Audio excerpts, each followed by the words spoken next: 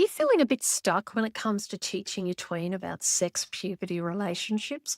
Maybe you've thought about starting, but the right moment just doesn't come, or the words just won't come out right, or you're terrified you'll say the wrong thing and just make it feel awkward.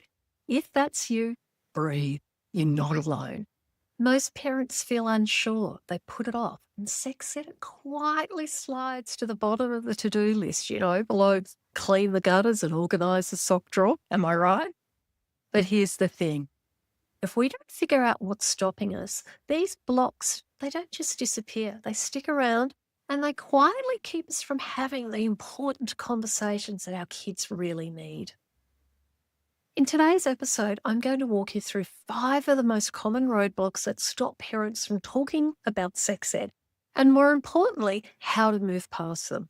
Because once you understand what's actually holding you back, it's so much easier to just stop overthinking and to just get started.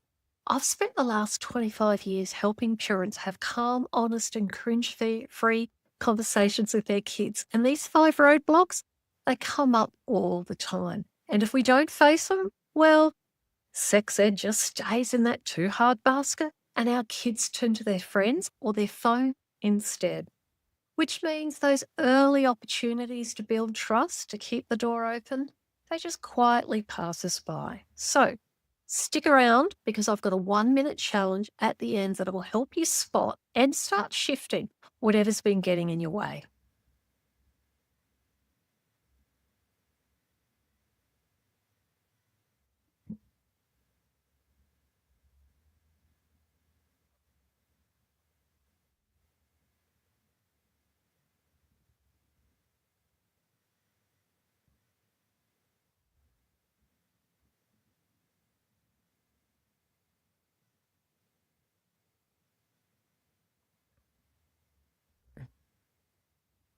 What if talking to your tween about sex didn't make you want to run for the hills? On Sex Ed for Tween Parents, we ditch the awkward and keep it real with chats that actually work. I'm Cath Hakanson, sex educator, mum, and your guide to handling all the tricky stuff without cringing or making it weird. Right, let's talk about the 5 most common reasons parents feel stuck with sex ed. Because if you've been putting it off or feeling like you should have started by now, it's laziness. You're likely just hitting one of these roadblocks. And let's break them down so you can spot your own and start gently moving through it all. First one is fear of awkwardness. And let's be honest, this stuff, it can feel awkward. Even I feel awkward at times. Open your mouth to say something about puberty or sex, and your child makes that face, the full body cringe eye roll, Mum, stop. And we freeze and we stay silent because we don't want to make it weird. It's a typical reaction. But here's the truth. Awkwardness won't break your connection, but silence can. Because when we avoid the topic, we're unintentionally saying to our kids, this is too weird to talk about. It's an unspeakable topic. That's how horrific it is. And your child hears that message loud and clear. So the key isn't to avoid the awkward, it's to survive it and to show them, hey, even if it feels a bit weird, a bit awkward, it's still safe to talk about it. The second roadblock that I see is lack of knowledge or confidence. And this is a biggie, especially if you didn't get much sex ed yourself. You might be thinking, what if I get it wrong? What if they ask something I can't explain? What if I make it worse? But here's something I really want you to hear. You don't need to be an expert. You just need to be available. So if your child asks you a question and you don't know the answer, you just say, sure, but how about I go find the answer or we can figure it out together. And that simple honesty, it builds so much trust. It lets your child know that you're safe to turn to, even when things are confusing. The third roadblock that I see stopping parents is that uncertainty of timing. Is now the right time to start or not? And look, this one gets almost every parent at some point. How young is too young? Is it too late if they're already 11? Should I wait until they ask? And these are questions I get all the time. But here's the truth. There's no perfect moment. If you wait until you're ready, you might miss a window when they were as well. And instead of aiming for perfect timing, aim for open timing. Let your child know the door's open and they can walk through it at any time. Now, the fourth roadblock that I often see stopping parents is that belief that school will cover it. And look, I get it. Schools, some of them do teach sex ed, and sometimes they do a fantastic job. But look, let's be real. They're on a tight timeline. Like, I don't know about where your kids are, but I know with me, the teachers are constantly, the government will fund a new program on something. And it's like, let's dump it on the schools and they can implement it in their already busy teaching schedule. There's a lot that they're supposed to cover. And they're on a tight timeline and they're not tailoring it to your child as well.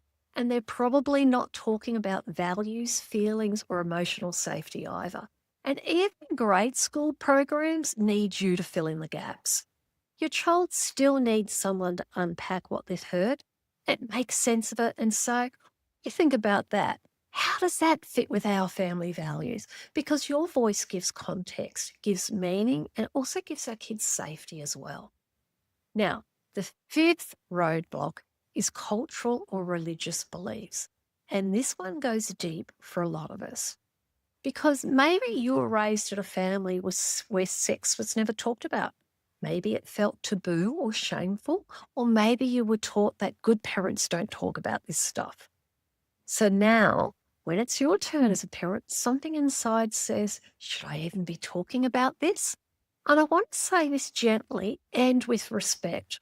Teaching sex ed doesn't mean going against your values.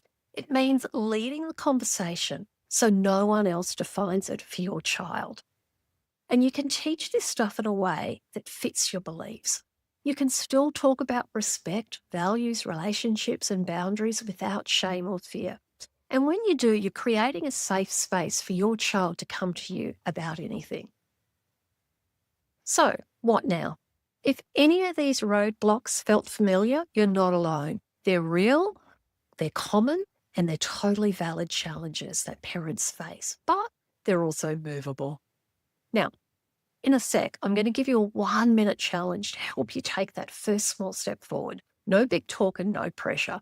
But first, if you're wondering how to actually start a conversation once you're past the roadblocks, well, that's where my free guide comes in. It's called 5 Cringe-Free Strategies to Naturally Start Sex Ed Conversations with Your Teen or Tween.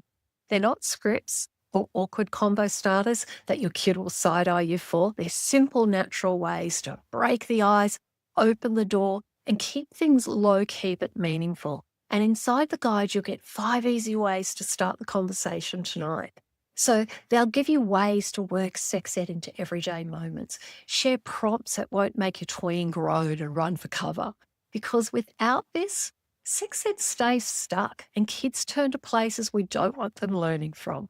But with it, it's about showing your child that you're here, you're open, and that they can come to you. So head to cringefreestrategies.com or you'll find the link in the show notes below. You can grab it in under a minute and it might just change the way you think about sex ed forever.